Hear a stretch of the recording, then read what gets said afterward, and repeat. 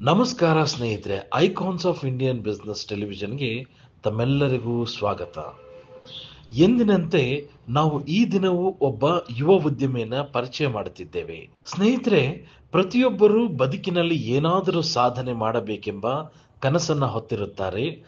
ಹಾಗೆ ಇಲ್ಲೊಬ್ಬ ಯುವ ಉದ್ಯಮಿ ಸಕ್ಕರೆ ಕಾಯಿಲೆಯಿಂದ ನರಳುತ್ತಿರುವವರಿಗೆ ಸಾತ್ವಿಕ ಆಹಾರ ನೀಡುವ ಹೋಟೆಲ್ ಉದ್ಯಮವನ್ನ ಆರಂಭಿಸಿದ್ದಾರೆ. ಆ ಯುವ ಉದ್ಯಮಿಯೇ ಮಿಸ್ಟರ್ ಜಗದೀಶ್ ರಾವ್. ಮೂಲ ವೃತ್ತಿ ಡಿಜಿಟಲ್ ಮೀಡಿಯಾದಲ್ಲಿ ವಿಡಿಯೋ ಎಡಿಟಿಂಗ್ ಮತ್ತು ಗ್ರಾಫಿಕ್ ಡಿಸೈನಿಂಗ್. ಈ ಕ್ಷೇತ್ರದಲ್ಲಿ ಬಹಳಷ್ಟು ನಿಪುಣರು. ಖ್ಯಾತ ಸಂಗೀತ ನಿರ್ದೇಶಕ ಹಂಸಲೇಖರ್ ಅವರ ಬಳಿ ಸುಮಾರು 17 ವರ್ಷಗಳಿಂದ ಡಿಜಿಟಲ್ ಮೀಡಿಯಾ ಮತ್ತು ವಿಡಿಯೋ ಎಡಿಟಿಂಗ್ ನಲ್ಲಿ ಕೆಲಸ ಮಾಡ್ತಾ ಇದ್ದಾರೆ ಮತ್ತು ಅವರ ಒಡನಾಡಿಗಳು ಹೌದು. ಹಂಸಲೇಖರ್ ಅವರ ಮಾರ್ಗದರ್ಶನದಲ್ಲಿ ಮೂಡಿರುವುದೇ ಈ ಒಂದು ಹೊಸ ಉದ್ಯಮ, ಸಾತ್ವಿಕ ಆಹಾರ ಹೋಟೆಲ್ ಅವ್ವಾ ಕಿಚನ್. ಜಗದೀಶ್ ರಾವ್ ಅವರ ಹೋಟೆಲ್ ಚಿಕ್ಕದಾದರೂ ಇವರ ಕನಸು ಬಹಳ ದೊಡ್ಡದು. ಆರಂಭವಾದ ಕೆಲವೇ ದಿನಗಳಲ್ಲಿ ಸಾವಿರಾರು ಗ್ರಾಹಕರ ಮನಮೆಚ್ಚಿದ ಹೋಟೆಲ್ ಇದಾಗಿದೆ. ಏಕೆಂದರೆ ಇಲ್ಲಿ ಸಿಗುವ ಹೋಮ್ಲಿ ಸಾತ್ವಿಕ ಆಹಾರ ಬಹಳ ಮೆಚ್ಚುಗೆಗೆ ಪಾತ್ರವಾಗಿದೆ. ಈ ಹೋಟೆಲ್ ಇರುವುದು ಎಲ್ಲಿ ಅಂತೀರಾ?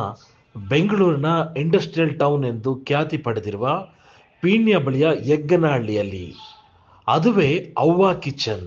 ತಮ್ಮ ಉತ್ತಮ ಕ್ವಾಲಿಟಿಯ ಆಹಾರ ನೀಡುತ್ತಾ ಅವ್ವಾ ಕಿಚನ್ ಈಗಾಗಲೇ 10 ಫ್ಯಾಕ್ಟರಿಗಳ ಊಟ ಸಪ್ಲೈ ಮಾಡುವ ಆರ್ಡರ್ ಪಡೆದುಕೊಂಡಿದೆ. ಇದು ಬಹಳ ಹೆಮ್ಮೆಯ ವಿಚಾರವೇ. ಡಿಜಿಟಲ್ ಮೀಡಿಯಾದಲ್ಲಿ ಸಾಕಷ್ಟು ಪಳಗಿರುವ ಜಗದೀಶ್ ರವರು ತುಷಾರ ಫುಡ್ಸ್ ಅನ್ನ ಸ್ಥಾಪಕರು ಹೌದು. ಇವರಿಗೆ ಇಂತಹ ಹೋಟೆಲ್ ಮಾಡುವ ಕನಸು ಏಕೆ ಬಂತು?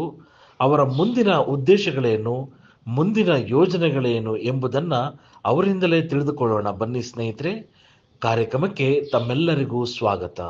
ನಮಸ್ಕಾರ ಜಗದೀಶ್ ರಾವ್ ಅವರಿಗೆ. ಸರ್, ಸಮರ್ಥ ಎಂಟರ್ಪ್ರೈಸಸ್. ಸರ್, ಎಲ್ಲಿಯ ಗ್ರಾಫಿಕ್ ಡಿಸೈನಿಂಗು, ಎಲ್ಲಿಯ ವಿಡಿಯೋ ಎಡಿಟಿಂಗು, ಎಲ್ಲಿಯ ಹಂಸಲೇಖ ಅವರ ದೇಸಿಯ ಸ್ಟುಡಿಯೋ, ಅವ್ರ ಜೊತೆ ಒಡನಾಟ, ಎಲ್ಲಿಯ ಸಂಬಂಧ ಈ ಒಂದು ಅವ್ವಾ ಕಿಚನ್ ಅನ್ನೋ ಹೋಟೆಲ್ ಎತ್ತಣದಿತ್ತ ಎತ್ತಣ ಸಂಬಂಧವಯ್ಯ ಅಂತ ಹೇಳ್ತಾರೆ. ಹೇಗೆ ನಿಮ್ಮ ಈ ಫೀಲ್ಡ್ಗೂ ಹೋಟೆಲ್ಗೂ ಹೆಂಗ್ ಕನೆಕ್ಟ್ ಆದ್ರಿ ಹೇಳಿ ಸರ್. ನಾನು ಈ ಫೀಲ್ಡ್ಗೆ ಬರೋದಕ್ಕೆ ಮೇನ್ ಕಾರಣನೇ ನನ್ನ ತಂದೆ ತಾಯಿ ಮತ್ತೆ ನಮ್ಮ ಅಜ್ಜಿ ತಾತ. ಯಾಕಂದ್ರೆ ನಮ್ಮ ಅಜ್ಜಿ ತಾತ ಇಬ್ರು ರೈತಾಪಿ ಜನಾಂಗದವರಾಗಿರೋದ್ರಿಂದ ಅವ್ರದ್ದೇ ಆದಂತ ಒಂದಷ್ಟು ಉಳುಮೆ ಮಾಡ್ಕೊಂಡು ಜೀವನ ಸಾಗಿಸೋದೆಲ್ಲ ನೋಡಿಸ್ತಾ ಇದ್ರು. ಆದ್ರೆ ನಮ್ಮ ತಂದೆಯವ್ರು ಬಂದ್ಬಿಟ್ಟು ಇಲ್ಲಿ ಬಿಸ್ನೆಸ್ ಮ್ಯಾನ್ ಆಗಿ ಅವ್ರ ಕೆಲಸ ಸ್ಟಾರ್ಟ್ ಮಾಡ್ರು. ನನ್ಗೊಂದ್ ಮನ್ಸಲ್ಲಿ ಇತ್ತು, ನಮ್ ತಾತ ಅವರು ಅಷ್ಟೆಲ್ಲ ಕಷ್ಟಪಟ್ಟು ಜಮೀನಲ್ಲಿ ಕೆಲಸ ಮಾಡಿ ರೈತ ಬಂದ್ಬಿಟ್ಟು ದೇಶದ ಬೆನ್ನೆಲುಬು ಅಂತ ಹೇಳ್ತಾರೆ. ಅಂತ ರೈತಾಪಿ ವರ್ಗನ ಎಲ್ಲೋ ನಮ್ಮಲ್ಲಿ ಯಾರು ಮುಂದೆ ಕಂಟಿನ್ಯೂ ಮಾಡೋರು ಇಲ್ವಲ್ಲ ಅಂತ ಹೇಳಿದಾಗ ನನ್ಗೇನ್ ಅನ್ನಿಸ್ತು, ನಾನು ಇಲ್ಲಿವರೆಗೂ ಟೆಕ್ನಿಕಲ್ ಅಲ್ಲಿ ಒಂದಷ್ಟು ಸೇವೆಗಳನ್ನ ಮಾಡ್ಕೊಂಡ್ ಬಂದೆ, ಕೆಲಸಗಳನ್ನ ಮಾಡ್ಕೊಂಡ್ ಬಂದೆ, ಒಳ್ಳೊಳ್ಳೆ ಯಶಸ್ಸುಗಳು ಸಿಕ್ತು, ನೀವಂತರ ಎಲ್ಲರ ಪ್ರೋತ್ಸಾಹ ಕೂಡ ನನಗೆ ಸಿಕ್ತು. ಹಾಗಾಗಿ ಇದು ಜೊತೆಗೆ ಯಾಕೆ ನಾನು ಈ ಫುಡ್ ಇಂಡಸ್ಟ್ರಿಗೆ ಬರಬಾರ್ದು, ಯಾಕೆ ನಾನು ನಮ್ಮ ತಾತ ಅವ್ರು ಮಾಡಿದಂತ ಹಾದಿ ನಾನು ಯಾಕೆ ಹಿಡಿಬಾರ್ದು ಅಂತ ಒಂದು ಆಸೆಗೆ ನಾನೇನ್ ಮಾಡಿದೆ, ನನ್ನ ಪಾರ್ಟ್ನರ್ ಆದಂತ ಶಿವಕುಮಾರಿ ಅವ್ರ ಜೊತೆ ಕೂತ್ಕೊಂಡು ಒಂದ್ಸತಿ ನನ್ನ ಆಸೆ ಹೇಳ್ಕೊಡ್ತೀನಿ. ನನ್ಗೆ ಏನಂದ್ರೆ, ಇಷ್ಟು ವರ್ಷ ನಾವು ಟೆಕ್ನಿಕಲ್ ಇಂಡಸ್ಟ್ರಿನಲ್ಲಿ ನಾವು ಇದೀವಿ, ಇನ್ಮೇಲೆ ಯಾಕೆ ನಾವು ಸ್ವಲ್ಪ ಸರ್ವಿಸ್ ಇಂಡಸ್ಟ್ರಿ ಆದಂತ ನಾವು ಫುಡ್ ಇಂಡಸ್ಟ್ರಿಗೆ ಹೋಗ್ಬಾರ್ದು ಅಂತ ಒಂದು ಪ್ಲಾನ್ ಮಾಡ್ತೀವಿ. ನಾವು ಆ ಪ್ಲಾನ್ ಅಲ್ಲಿ ಕೂತ್ಕೊಂಡಾದಾಗ ನಮಗ್ ಫಸ್ಟ್ ಸಿಕ್ಕಿದ್ದೆ ಒಂದು ಒಳ್ಳೆ ಅವೇರ್ನೆಸ್ಗೋಸ್ಕರ ಮಾಡೋಣ ಅಂತ ಒಂದು ಕಾನ್ಸೆಪ್ಟ್ ಅವ್ರು ತಗೊಂತಾರೆ. ಅವಾಗ ಏನಾಯ್ತು, ನಾವೆಲ್ಲ ಕೂತ್ಕೊಂಡು ಡಿಸ್ಕಸ್ ಮಾಡ್ಬೇಕಾದ್ರೆ ಒಂದು ರಿಸರ್ಚ್ ಅಲ್ಲಿ ಕೂತ್ಕೊಂಡಾಗ ಅತಿ ಹೆಚ್ಚು ಭಾರತದಲ್ಲಿ ಡಯಾಬಿಟಿಕ್ ಪೇಷಂಟ್ಸ್ ಗಳಿಗೆ ಸರಿಯಾದಂತ ಆಹಾರ ಪೂರೈಕೆ ಇಲ್ಲ ಅನ್ನೋದು ಗೊತ್ತಾಗುತ್ತೆ ನಮ್ಗೆ. 65% ಅಷ್ಟು ಡಯಾಬಿಟಿಕ್ ಪೇಷಂಟ್ಸ್ ಗಳು ಇವತ್ತು ನಮ್ಮಲ್ಲಿ ಕಾಣಲ್ ಸಿಗ್ತಾರೆ. ಅಂತವ್ರಿಗೆ ನಾವು ಫುಡ್ ಸಪ್ಲೈ ಮಾಡ್ಬೇಕು ಅನ್ನೋ ಒಂದು ಸಣ್ಣ ಥಾಟ್ ಮೇಲೆ ಈ ತುಷಾರ್ ಫುಡ್ ಫ್ಯಾಕ್ಟರಿ ಅನ್ನೋದು ನಮ್ಮ ಸ್ಟಾರ್ಟ್ ಆಗುತ್ತೆ. ಇದು ಸ್ಟಾರ್ಟ್ ಮಾಡ್ಬಿಡ್ತೀವಿ ಸರ್, ಅಂದ್ರೆ ಒಂದು ಮಾಲ್ಟ್ ಪ್ರಾಡಕ್ಟ್ ಇಂದ ನಾವು ಈ ಕಂಪ್ನಿನ ಸ್ಟಾರ್ಟ್ ಮಾಡ್ಬಿಡ್ತೀವಿ. ಬಟ್ ಆಮೇಲೆ ಹೆಂಗ್ ಇದನ್ನ ರೀಚ್ ಮಾಡೋದು ಅನ್ನೋದು ನಮ್ಗೆ ಗೊತ್ತಾಗದೆ ಹೋಗುತ್ತೆ. ಅವಾಗ ಅಗೇನ್ ಮತ್ತೆ ನಾವು R&D ಮಾಡ್ಕೊಂಡು ಕೂತ್ಕೊಂಡಾಗ ಹೇಗೆ ನಾವು ಈಸಿ ಟು ರೀಚ್. ಯಾಕಂದ್ರೆ ಇವಾಗ ನಾವು ಜಾಸ್ತಿ ನಮ್ಮ ಫುಡ್ ಫ್ಯಾಕ್ಟ್ರಿನಲ್ಲಿ ಇವಾಗ ಹೊರಗಡೆ ಇವಾಗ ಹಣ ಇದ್ದವನು ದುಡ್ಡು ಕೊಟ್ಟು ತಿಂತಾನೆ ಸರ್, 1000 ರೂಪಾಯಿ ಕೊಟ್ಟು ತಿಂತಾನೆ. ಆದ್ರೆ ನಾವು ಇವಾಗ ಮಧ್ಯಮ ವರ್ಗಕ್ಕೆ ಹೆಂಗ್ ನಾವು ಕೊಡಕ್ ಸಾಧ್ಯ? ಟೈಮ್ ಟು ಟೈಮ್ ಊಟ ಕೊಡಬಹುದಾಗಿರ್ಬೋದು, ಅವರ ಹೆಲ್ತ್ ನ ತಗೊಳ್ಳೋದಾಗಿರ್ಬೋದು, ಇದೆಲ್ಲ ರೀಚ್ ಮಾಡೋದಕ್ಕೆ ನಮ್ಗೆ ಒಂದು ಕಿಚನ್ ಬೇಕಾಗಿತ್ತು ನಮ್ಗೆ. ಹಾಗಾಗಿ ನಾವೇನ್ ಮಾಡಿದ್ವಿ, ಹೆಲ್ತಿ ಫುಡ್ ಕೊಡೋಣ, ನಮ್ಮಲ್ಲಿ ಬೇಕಾದಂತ ಒಂದಷ್ಟು ರಿಸೋರ್ಸಸ್ಗಳನ್ನ ಯೂಸ್ ಮಾಡಿಕೊಂಡು ಕಂಪನಿನಲ್ಲಿರುವಂತ ಎಷ್ಟೋ ಜನ ಕೂಲಿ ಕಾರ್ಮಿಕರಿದ್ದಾರೆ, ಅವ್ರಿಗೆಲ್ಲ ಈಸಿ ಕೈಗೆ ಎಟ್ಕೋ ದರದಲ್ಲಿ ಒಂದಷ್ಟು ಫುಡ್ಗಳನ್ನ ಅವ್ರ ಕೈಗೆ ತಲುಪಿಸುವಂತ ವ್ಯವಸ್ಥೆ ಮಾಡೋಣ ಅನ್ಬಿಟ್ಟು ನಾವೇನ್ ಮಾಡಿದ್ವಿ, ಧೈರ್ಯವಾಗಿ ಅವ್ವ ಕಿಚನ್ ಅಂತ ನಾವು ತಗೊಂಡ್ ಬಂದ್ವಿ ಸರ್. ಇವತ್ತು ನಮ್ಮ ಹೋಟ್ಲಲ್ಲಿ ನೀವೇ ನೋಡಿದ್ರಿ, ಜಾಸ್ತಿ ಜನ ಕಾರ್ಮಿಕರೇ ಬಂದು ಊಟ ಮಾಡ್ತಾರೆ. ಅದು ನಮ್ಗೆ ಸಂತೋಷ ತಂದಿದೆ ಸರ್. ಅದು ಅವ್ವ ಕಿಚನ್ ಅನ್ನೋ ಕಾನ್ಸೆಪ್ಟ್ ಚೆನ್ನಾಗಿದೆ.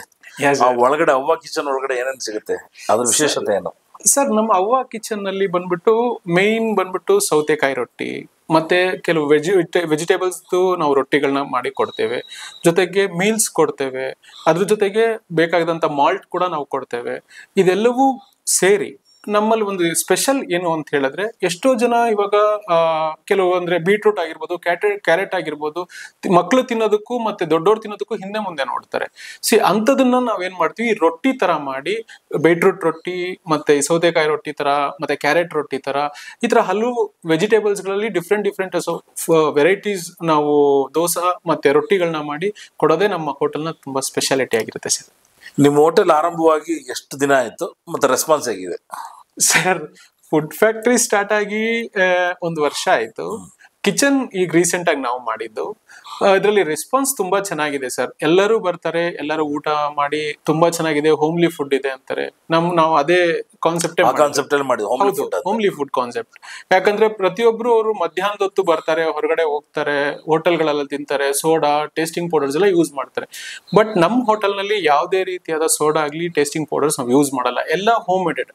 ಇವಾಗ ನಮ್ಮ ಮನೆಯಲ್ಲಿ ಏನ್ ಅಡಿಗೆ ಮಾಡ್ತೀವಿ ಅದೇ ತರ ಅಡಿಗೆಗಳನ್ನ ಮಾಡಿದೀವಿ.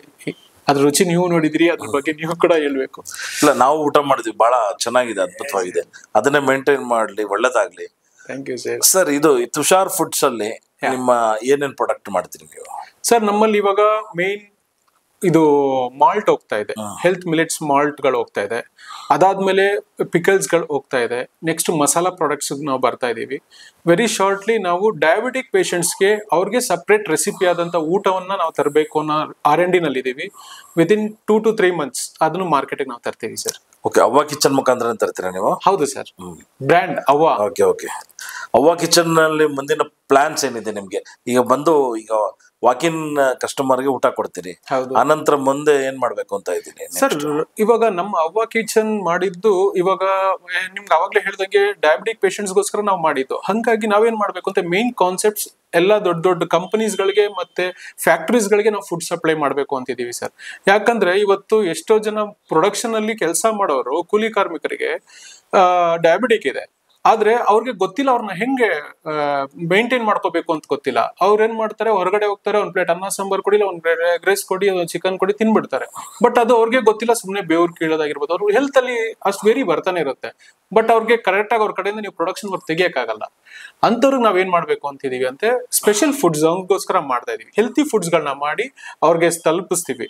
ಇದ್ರ ಜೊತೆಗೆ ಏನ್ ಗೊತ್ತಾ ಸರ್, ನಮ್ಮಲ್ಲಿ ಮಿನಿಮಮ್ 50 ಜನ ಇರುವಂತ ಒಂದು ಕಂಪನಿಯವರು ನಮ್ಗೆ 50 ಜನಕ್ಕೆ ಊಟ ಸಪ್ಲೈ ನಾವು ಕೊಟ್ರೆ, ಅವ 50 ಜನದ ಹೆಲ್ತ್ ನಾವು ನೋಡ್ಕೋತೀವಿ ಸರ್.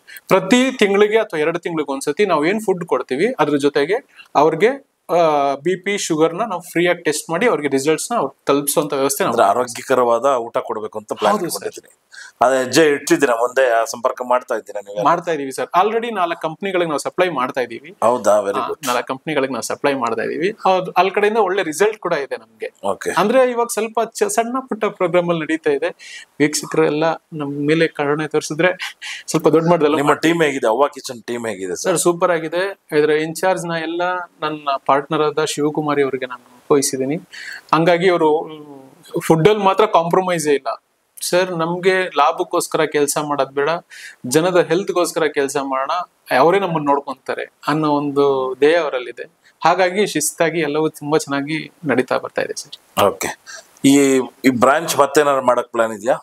ಕಿಚನ್ ಬ್ರಾಂಚ್ ಅವ್ವ ಕಿಚನ್ ಬ್ರಾಂಚ್ ನಾವು ಇವಾಗ ಸದ್ಯಕ್ಕೆ ಹೆಗ್ನಳ್ಳಿ ಕ್ರಾಸ್, ಸುಂಕದಕಟ್ಟೆ ಹೆಗ್ನಳ್ಳಿ ಕ್ರಾಸ್ ಅಲ್ಲಿ ನಾವು ಮಾಡಿದೀವಿ. ಇದನ್ನು ಹೋಗ್ತಾ ಇದೇ ವರ್ಷದಲ್ಲಿ ಇನ್ನೂ 4-5 ಬ್ರಾಂಚ್ ಗಳನ್ನ ಮಾಡ್ಬೇಕು ಅಂತಿದೀವಿ. ಸಪೋರ್ಟಿಂಗ್ ಇಸ್ ವೆರಿ ಇಂಪಾರ್ಟೆಂಟ್ ಅಲ್ಲ ಸರ್? ಹಾಗಾಗಿ ಒಳ್ಳೆ ಉದ್ದೇಶ ಮಾಡ್ಕೊಂಡು ಒಳ್ಳೆ ಫುಡ್ ಅನ್ನ ಕೊಟ್ಟು ಯಾವ ಸೈಡ್ ಎಫೆಕ್ಟ್ ಇಲ್ಲಪ್ಪ, ಇದೊಂದು ಒಂದ್ ಮನೇಲಿ ಊಟ ಮಾಡ್ದಂಗ ಆಯ್ತು ಅಂತ ನನಗಂತೂ ಆ ಫೀಲೇ ಬಂತು. ಅದನ್ನೇ ಮೇಂಟೈನ್ ಮಾಡಿದ್ರೆ ನೀವು 1 ಅಲ್ಲ 4 ಅಲ್ಲ 10 ಬ್ರಾಂಚ್ ಮಾಡ್ಬೋದು. ಮೇಂಟೈನ್ ಮಾಡೋದು ಅದೇ ತರ ಇಂಪಾರ್ಟೆಂಟ್ ಸರ್. ಖಂಡಿತವಾಗ್ಲು ಸರ್, ನಮ್ ಉದ್ದೇಶನೇ ಅದಿದೆ ಸರ್. ಯಾಕಂದ್ರೆ ಇಲ್ಲಿ ಇವಾಗ ನಾವು ದುಡ್ಡು ಮಾಡ್ಲೇಬೇಕು ಅಂದ್ರೆ ನಿಮ್ಗೆ ಗೊತ್ತಿರಂಗೆ ಡಿಜಿಟಲ್ ಮಾರ್ಕೆಟಿಂಗ್ ಏರಿಯಾ ಆಗಿರ್ಬೋದು, ಅಥವಾ ನಾವು ಗ್ರಾಫಿಕ್ ಡಿಸೈನಿಂಗ್ ಏರಿಯಾ ಇರ್ಬೋದು, ಅಥವಾ ನನ್ನ ಸಿನಿಮಾ ಜಗತ್ ಇರ್ಬೋದು, ಎಲ್ ಬೇಕಾದ್ರೂ ನಾವು ದುಡ್ಡು ಮಾಡ್ಬೋದು. ಬಟ್ ಹೋಟೆಲ್ ಮಾಡ್ಬೇಕು ಅಂತ ಹೇಳಿದಾಗ ಒಂದ್ ಒಳ್ಳೆ ದೃಷ್ಟಿ ಇಟ್ಕೊಂಡ್ ಬಂದು ಎಲ್ಲರ ಆರೋಗ್ಯ ಪರವಾಗಿ ನಿಂತ್ಕೋಬೇಕು, ಎಲ್ಲರೂ ಚೆನ್ನಾಗಿರ್ಬೇಕು ಅನ್ನೋ ಒಂದು ಕಾನ್ಸೆಪ್ಟ್ಗೋಸ್ಕರನೇ ಹೆಲ್ತಿ ಇಂಡಿಯಾ ಕಾನ್ಸೆಪ್ಟ್ ಮೇಲೆ ವರ್ಕ್ ಮಾಡ್ತಿದೀವಿ ಸರ್. ಸೊ ಒಳ್ಳೇದಾಗ್ಲಿ. ಅವ್ವ ಕಿಚನ್ ಬ್ರಾಂಚಸ್ ಇನ್ನೂ ಹೆಚ್ಚಾಗಿ ಬೆಳೀಲಿ. ನಮ್ಗಂತೂ ಬಹಳ ಖುಷಿ ಆಯ್ತು, ಚೆನ್ನಾಗಿ ಮಾಡಿದ್ದಾರೆ ಫುಡ್, ಅದನ್ನ ಮೇಂಟೈನ್ ಆಗ್ಲಿ sir. Thank you so much sir. ಈಗ ನಿಮ್ಮ ಡಿಜಿಟಲ್ ಲೋಕದ ಜರ್ನಿಗೆ ನಾವು ಬರ್ತಾ ಇದೀವಿ. ಹೇಗೆ ಬೆಂಗಳೂರಿಗೆ ಹೇಗೆ ಬಂದ್ರಿ ನೀವು? ಡಿಜಿಟಲ್ ಲೋಕಕ್ಕೆ ಪರಿಚಯ ಆಗಿದ್ದೆ ಹೇಗೆ ನೀವು, ಜಗದೀಶ್ ರಾವ್? ಸರ್ ನಾನು ಇಲ್ಲಿ ನಾನು ಹುಟ್ಟಿದ್ದೆಲ್ಲ ಬ್ಯಾಂಗ್ಳೂರ್ನಲ್ಲೇ ಹುಟ್ಟಿದ್ದು. ತುಂಬಾ ಒಂದು ಬಡತನದ ಫ್ಯಾಮಿಲಿ, ಅಂದ್ರೆ ನನ್ನ ರೈತಾಪಿ ವರ್ಗದ ಫ್ಯಾಮಿಲಿ ಆಗಿದ್ದು. ಅದು ನಮ್ಮ ತಂದೆಯವರು ಅವಾಗ ಇಲ್ಲಿಗೆ ಬಂದಾಗ ತುಂಬಾ ಕಡು ಬಡತನದಲ್ಲೇ ಬೆಳೆದ್ವಿ. ಬರ್ತಾ ಬರ್ತಾ ಒಂದು ಏನಾಯ್ತು, ನಮ್ಮ ತಂದೆ ಬಿಸ್ನೆಸ್ ಸ್ಟಾರ್ಟ್ ಮಾಡಿದ್ರು. ಅಲ್ಲಿಂದ ನಮ್ಮ ಪ್ರೊಫೆಷನ್, ನಮ್ಮ ಅಪ್ಪನಿಗೆ ಏನಂದ್ರೆ ನನಗೆ ಸಾಫ್ಟ್ವೇರ್ ಇಂಜಿನಿಯರ್ ಮಾಡ್ಬೇಕು ಅಂತ ಕನಸು. ಆದ್ರೆ ಅವ್ರಿಗೆ ಯಾವಾಗ್ಲೂ ಒಂದು ವಾದ, ಸಾಫ್ಟ್ವೇರ್ ಡೆವಲಪ್ ಮಾಡೋರು ಅಷ್ಟೇ ಇಂಜಿನಿಯರ್ಸ್ ಅಲ್ಲ, ಅದನ್ನ ಯೂಸ್ ಮಾಡೋರು ಕೂಡ ಇಂಜಿನಿಯರ್ಸ್ ಅನ್ನೋ ವಾದ ನಂದಿತ್ತು. ಹಾಗಾಗಿ ನಾನೇನ್ ಮಾಡಿದೆ, ಸಾಫ್ಟ್ವೇರ್ ಇಂಜಿನಿಯರ್ ಆಗೋದಕ್ಕೆ ಸ್ವಲ್ಪ ನನಗೆ ವಿದ್ಯಾಭ್ಯಾಸದಲ್ಲಿ ಅಷ್ಟೊಂದು ಮುಂದಕ್ಕೆ ಹೋಗಕ್ ಆಗ್ಲಿಲ್ಲ. ಅವಾಗ ನಮ್ಮ ತಂದೆ ಏನ್ ಮಾಡಿದ್ರು, ನಾನು 10th ಫೇಲ್ ಆಗಿದ್ದೀನಿ, 10 ಜನಕ್ಕೆ ಕೆಲಸ ಕೊಟ್ಟಿದ್ದೀನಿ, ನೀನು ಇಲ್ಲಿ ಮುಂದೆ ಹೋಗ್ಬೇಕು ಅಂತಿದ್ಯಾ, ಸ್ವಲ್ಪ ಬೇರೆ ಏನಾದ್ರೂ ಓದ್ಬಿಟ್ಟು ಹೋಗು ಅಂತ ಹೇಳ್ತಾರೆ. ಅವಾಗ ನಾನೇನ್ ಮಾಡ್ಕೊಂತೀನಿ, ಆಯ್ಕೆ ಮಾಡ್ಕೊಳ್ಳೋದೆ ಅನಿಮೇಷನ್ ಇಂಜಿನಿಯರಿಂಗ್ ಆಯ್ಕೆ ಮಾಡ್ಕೊಂತೀನಿ ಸರ್. ಅನಿಮೇಷನ್ ಇಂಜಿನಿಯರಿಂಗ್ ಆಯ್ಕೆ ಮಾಡ್ಕೊಂಡು ಅಲ್ಲಿ ನಾನು ತರಬೇತಿ ಪಡೆದು ನಾನು ಹೊರಗಡೆ ಬಂದಾಗ ನಾನು ಒಂದಷ್ಟು ಸಿನಿಮಾಗಳಿಗೆ ಅವಕಾಶಗಳಿಗೆ ಓಡಾಡ್ತೀನಿ. ಇದೇ ಗಾಂಧಿನಗರದಲ್ಲಿ ಯಾರು ಕೆಲಸ ಕೊಡಲ್ಲ ನನಗೆ, ಅಂದ್ರೆ ತುಂಬಾನೇ ಇನ್ಸಲ್ಟ್ ಮಾಡ್ತಾರೆ. ಬಿಕಾಸ್ ಅವತ್ತಿನ ದಿವಸ ಅನಿಮೇಷನ್ ಅಂದ್ರೆ ಅವ್ರಿಗೆಲ್ಲ ಗೊಂಬೆ ಆಡಿಸ್ತಾರಲ್ಲ, ಅವರ ನೀವು ಅಂತ ಕೇಳೋ ದಿವಸ ಅದು. ಆವಾಗ ಯಾರು ಅವಕಾಶ ಕೊಟ್ಟಿರಲ್ಲ. ಅವಾಗ ಇನ್ಸ್ಟ್ರಕ್ಟರ್ ಆಗಿ ಒಂದಷ್ಟು ಕಡೆ ನಾನು ಕೆಲಸ ಮಾಡ್ತೀನಿ. ಅವಾಗ ಪಳನಿ ಡಿ ಸೇನಾಪತಿ ಅಂತ ಸೌಂಡ್ ಇಂಜಿನಿಯರ್, ಕರ್ನಾಟಕದ ಅತಿ ದೊಡ್ಡ ಸೌಂಡ್ ಇಂಜಿನಿಯರ್ ಅವರು ಹಂಸಲೇಖ ಸರ್ನ ಒಡನಾಟಿ, ಜೊತೆಗೆ ಹಂಸಲೇಖ ಸರ್ ಅವರ ಮಗ ತರ ಅಷ್ಟು ಚೆನ್ನಾಗಿ ನೋಡ್ತಾರೆ ಅವ್ರನ್ನ. ಯಾವಾಗ್ಲೂ ಅವ್ರು ಅದನ್ನ ಅದೇ ಬಾಂಡಿಂಗ್ ನಲ್ಲೇ ಇರ್ತಾರೆ. ಅವ್ರು ನನ್ಗೆ ವಿಜಯ ಫಿಲ್ಮ್ ಇನ್ಸ್ಟಿಟ್ಯೂಟ್ ನಲ್ಲಿ ನಾನು ಟ್ರೈನರ್ ಆಗಿರ್ತೀನಿ. ಅವಾಗ ಅವರು ನೀನು ನನ್ನ ವರ್ಕ್ ನೋಡ್ಬಿಟ್ಟು ಎಡಿಟಿಂಗ್ ನೀನು ಇಷ್ಟು ಮಾಡ್ತೀಯಲ್ಲ, ಹಂಸಲೇಖ ಸರ್ ಹತ್ರ ಮಾಡ್ತೀಯಾ ಅಂತ ನನಗೆ ಕೇಳಿದ್ರು. ಸರ್ ಕೊಡ್ಸಿ ಸರ್, ನಾನು ಮಾಡ್ತೀನಿ, ಅವಕಾಶ ಕೊಟ್ರೆ ಯಾರು ಬೇಡ ಅಂತಾರೆ. ಆಮೇಲೆ ಸೀದಾ ಕರ್ಕೊಂಡು ಹೋಗ್ಬಿಟ್ಟು ನನ್ಗೆ ಸರ್ ಸ್ಟುಡಿಯೋದಲ್ಲಿ ಬಿಡ್ತಾರೆ. ನಾನು ಸರ್ ಮೇಲ್ಗಡೆಯಿಂದ ಸ್ಟೆಪ್ಸ್ ಇಂದ ನಡ್ಕೊಂಡು ಬರ್ತಾರೆ. ಬಂದ್ಬಿಟ್ಟು ಏನಪ್ಪಾ ಹಂಗೇನು ಬಂದ್ಬಿಟ್ಟಿದ್ಯಾ ಅಂತ ಹೇಳಿದ್ರು. ಆಮೇಲೆ ಸರ್ ಈ ತರ ಎಡಿಟಿಂಗ್ ಕೆಲಸ, ಹೌದಾ ಎಡಿಟ್ ಮಾಡ್ತೀಯಾ, ಏನೇನು ಎಡಿಟ್ ಮಾಡ್ತೀಯಾ? ಸರ್ ಇದೇ ಮಾಮೂಲಿ ವಿಜುವಲ್ ಎಡಿಟಿಂಗು ಅದಿದ್ದು. ಅಂದ್ರೆ ಮ್ಯೂಸಿಕ್ ಅಲ್ಲಿ ಏನಾದ್ರು ನಾಲೆಡ್ಜ್ ಇದೆಯಾ? ಸರ್ ಸ್ವಲ್ಪ ಅದೇನು. ಓಕೆ ಸರಿ ವೆಯ್ಟ್, ನಾನು ಬರ್ತೀನಿ ಅಂತ ಹೋದ್ರು. ಒಳಗಡೆ ಹೋಗಿ ಹಿಂಗ್ ಬಂದಿದ ತಕ್ಷಣ ಒಂದು ಕಾಮಿಡಿ ಸೀನ್ ಇದ್ರಲ್ಲಿ ನಾನು ನಿಮ್ಮ ಹತ್ರ ಹಂಚ್ಕೋಬೇಕು ಸರ್, ನನ್ಗೂ ಹಂಸಲೇಖ ಸರ್ ಹೆಂಗೆ ನಾನ್ ಸಿಂಕ್ ಇಂದ ಸಿಂಕ್ ಆಯ್ತು ಅಂತ. ಅವ್ರೊಂದ್ಸತಿ ಬರ್ತಾರೆ. ಬಂದ್ಬಿಟ್ಟು ನಾವು ಅವಾಗ ಒಂದು ದೊಡ್ಡ ಪ್ರಾಜೆಕ್ಟ್ ನಡೀತಾ ಇರುತ್ತೆ ಅಲ್ಲಿ, ತತ್ವರಸಾನುಭವ ಅಂತ ಒಂದು ಪ್ರಾಜೆಕ್ಟ್ ನಡೀತಾ ಇರುತ್ತೆ. ಎಲ್ಲಾ ಕವಿಗಳದು ಮತ್ತೆ ಎಲ್ಲಾ ನಮ್ಮ ದಾಸರುಗಳದು ಒಂದು ಪ್ರಾಜೆಕ್ಟ್ ಮಾಡ್ಬೇಕಾಗಿರುತ್ತೆ. ನಾನು ಅವಾಗ ಎಂಟ್ರಿ. ಅವ್ರೇನ್ ಮಾಡ್ತಾರೆ, ಬಂದ್ಬಿಟ್ಟು ಎಲ್ಲ ಎಡಿಟಿಂಗ್ ಸೆಟಪ್ ಎಲ್ಲ ನೋಡಿ, ನೋಡಪ್ಪ ಇವತ್ತಿಂದ ನೀನು ಹಂಸಲೇಖಗೆ ಎಡಿಟರ್ ಅಂತ ಹೇಳಿದ್ರು. ಸರಿ ಸರ್ ಅಂತ ನಾನು. ಆಮೇಲೆ ಅವ್ರು ಹೇಳ್ತಾರೆ, ನಾನ್ ಬರೋಷ್ಟ್ರೊಳಗಡೆ ಇದೆಲ್ಲವೂ ಟೆಂಪೋಗ್ ಹಾಕಿರ್ಬೇಕು ಅಂತ ಹೇಳ್ತಾರೆ. ಹಂಗ ಅನ್ಬಿಟ್ಟು ಹೋಗ್ಬಿಟ್ರು. ಏನಪ್ಪಾ ಟೆಂಪೋ ಇದು, ಹಿಂಗ ಅನ್ಬಿಟ್ಟು ಹೋಗ್ಬಿಟ್ರು. ಇವಾಗಷ್ಟೇ ಕೂತಿದೀನಿ, ಆಗ್ಲೇ ಟೆಂಪೋಗ್ ಹಾಕು ಅಂತಾರಲ್ಲ ಅಂತ. ಆಮೇಲೆ ಅವ್ರು ಹೋಗಿದ್ರು. ಅವ್ರಿಗೆ ಆಮೇಲೆ ಗೊತ್ತಾಯ್ತು 2 ಅವರ್ ಬಿಟ್ಕೊಂಡ್ ಬರ್ತಾರೆ ಅಂತ. ಅಷ್ಟೊತ್ತಿಗೆ ಅಲ್ಲಿ ನಮ್ಗೆ 1-2-3 ಹುಡುಗರು ಪರಿಚಯ ಇದ್ರು. ಆ ಹುಡುಗರ್ನ ಕರೆದ್ಬಿಟ್ಟು ನಾನು ಕೇಳಿದೆ, ಸರ್ ಹೇಳಿದಾರೆ ಸರ್ ಬರೋಷ್ಟ್ರಲ್ಲಿ ಟೆಂಪೋ ಮಗ ಹಾಕ್ಬಿಡ್ಬೇಕಂತೆ, ನೀವು ಬೇಗ ಒಂದು 407 ಬುಕ್ ಮಾಡ್ಬಿಡಿ, ನಾನು ಪ್ಯಾಕ್ ಮಾಡಿ ಇಟ್ಬಿಡ್ತೀನಿ, ಹಾಕ್ಬಿಡೋಣ ಅಂತ ಹೇಳಿದೆ. ಆಮೇಲೆ ಏನು ಎಲ್ಲಾ ಪ್ಯಾಕ್ ಮಾಡಿ ಇಟ್ಬಿಟ್ಟಿದೀನಿ ಸರ್, ಎಲ್ಲಾ ಪ್ಯಾಕ್ ಮಾಡಿ ಇಟ್ಬಿಟ್ಟು ಇನ್ನೇನ್ ಟೆಂಪೋ ಅವನು ಕಾರ್ನರ್ ಅಲ್ಲಿ ಬಂದಿದ್ದಾನೆ, ಫೋನ್ ಮಾಡ್ಬೇಕು ನಮ್ಗೆ ಅಷ್ಟೇ. ಆಮೇಲೆ ಯಾರೋ ಹೇಳಿದ್ರು, ಸರಿ ಇನ್ನೊಂದು 1/2 ಅವರ್ ಅಲ್ಲಿ ಬರ್ತಾರೆ, ನೀವೆಲ್ಲ ಟೆಂಪೋಗ್ ಹಾಕಿರ್ಬೇಕಂತೆ ಅಂತ ಹೇಳಿದ್ರು. ಹೌದಾ, ಎಲ್ಲ ರೆಡಿ ಮಾಡಿದೀನಿ, ಹಾಕೋದೊಂದೇ ಬಾಕಿ ಅಂದಿದೆ ನಾನು. ಆಮೇಲೆ ಒಬ್ಬ ಮ್ಯೂಸಿಕ್ ಸ್ಟೂಡೆಂಟ್ ಬಂದು ಹೇಳ್ದ, ಸರ್ ಟೆಂಪೋಗ್ ಹಾಕಕ್ ಹೇಳಿದ್ರಲ್ಲ, ಅದೆಲ್ಲ ರೆಡಿ ಆಯ್ತಾ ಅಂತ ಹೇಳಿದ್ರು. ಅದೇ ಪ್ಯಾಕ್ ಮಾಡಿದೀನಿ, ಹಾಕ್ಬಿಡ್ತೀನಿ ಅಷ್ಟೇ ಅಂದೆ. ಬಂದ್ ನಿಂತಿದೆ, ಹಾಕ್ಬಿಡ್ಬೇಕು ಅಷ್ಟೇ ಅಂದಿದೆ. ಆಮೇಲೆ ಅಯ್ಯೋ ಸರ್ ಅದಲ್ಲ, ಮ್ಯೂಸಿಕ್ ನ ಕೌಂಟ್ಸ್, ಒಂದ್ ಬಾರ್ಗೆ ಟೆಂಪೋ ಅಂತ ಹೇಳ್ತಾರೆ ಕೌಂಟ್ಸ್ ಗಳಿಗೆ, ನೀವೇನ್ ಮಾಡ್ಬಿಟ್ಟಿದೀರಾ ಸರ್ ಅಂದ್ರು. ಅಯ್ಯೋ ನಾನ್ ತಲೆ ಮೇಲೆ ಕೈ ಇಟ್ಕೊಂಡು ಏನಪ್ಪಾ ಇದು, ಏನ್ ಬಂದ್ರಿ ಅಷ್ಟೇ ಹೊತ್ತು ಕೆಲಸ ಹೋಯ್ತು ಅನ್ನೋಷ್ಟ್ರೊಳಗಡೆ ಎಲ್ಲ ತೆಗೆದು ಮತ್ತೆ ರಿಹರ್ಸಲ್ ಮಾಡಿ ಅವ್ರ ಬರೋಷ್ಟ್ರಲ್ಲಿ ಎಲ್ಲ ಹಾಕ್ಬಿಟ್ಟು ಸಿಸ್ಟಮ್ ಆನ್ ಮಾಡಿ ಕೂತ್ಕೊಂಡ್ಬಿಟ್ಟಿದೀನಿ. ಅವಾಗ ಸರ್ ಹೇಳ್ದೆ, ಹಾಕ್ತೀನಪ್ಪ ಟೆಂಪೋಗೆ. ನಾನ್ ಮನ್ಸಲ್ಲಿ ಅನ್ಕೊಂಡೆ, ಮಿಸ್ ಆಗಿರ ಹಾಕ್ಬಿಡ್ತಿದ್ದೆ, ವಾಪಸ್ ಕಳ್ಸಿದ್ವಿ ಸರ್. ದೊಡ್ಡ ಕಾಮಿಡಿ ಆಗ್ತಿತ್ತು, ಸಕ್ಕತ್ ಕಾಮಿಡಿ ಅದು. ಆಮೇಲೆ ಇದನ್ನ ರೀಸೆಂಟ್ ಆಗಿ ಸರ್ಗೆ ಹೇಳ್ದೆ ಒಂದು ಇಂಟರ್ವ್ಯೂ ನಲ್ಲಿ, ಸರ್ ಜೊತೆ ಮಾತಾಡ್ಬೇಕಾರೆ ಅವರು ಬಿದ್ದು ನಕ್ಕಿದ್ರು. ಹಂಗೆ ಹಂಸಲೇಖ ಅವ್ರ ಹತ್ರ ಬರೋದಕ್ಕೆ ಮೇನ್ ಕಾರಣನೇ ನನಗೆ ಬಳ್ಳಿ ಡಿ ಸೇನಾಪತಿ ಅಂತ ಸೌಂಡ್ ಇಂಜಿನಿಯರ್ ಅವ್ರು ಕರ್ಕೊಂಬಂದು ತೋರಿಸಿದ ಹಾದಿನೇ ಇವತ್ತು ನನ್ನ ಸರ್ ಜೊತೆ 17 ವರ್ಷ ಜರ್ನಿ ಮಾಡಿದೆ ಸರ್. ಓಕೆ, ಹೇಗಿದೆ ಒಡನಾಟ ನಿಮ್ದು ಅವ್ರದ್ದು, ಹಂಸಲೇಖ ಅವ್ರದ್ದು?